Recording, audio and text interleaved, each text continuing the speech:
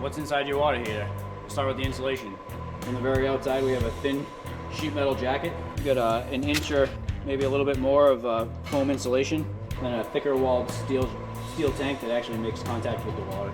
So you open a tap for a call for hot water. Cold water goes in this nipple. It's going to travel down this dip tube all the way down to the bottom of the tank, where it's going to introduce the coldest water to the bottom of the tank.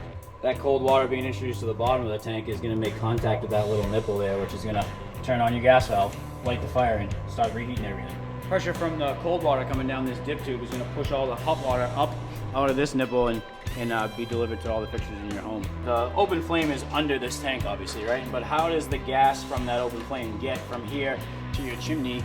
Well, it travels up this vent stack that's in the side here. Basically, this is like a chimney in and of itself.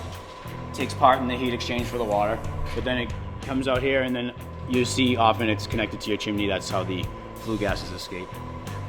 The other little tube that we saw in here, it's not actually a tube, it's just the anode rod. It's a piece of sacrificial metal that the water is going to eat up instead of eating the wall of the tank. These anode rods are how the manufacturer can tell you that this tank's warranty is 6 years long. When we upgrade you to a 10-year warranty, we'll add a second one, just more sacrificial material. So I appreciate the opportunity to give you the anatomy of a water heater. If you know your water heater's warranty is towards the end of its life, or your tank is just in need for an updating, click the link below. We can come out and give you some great options.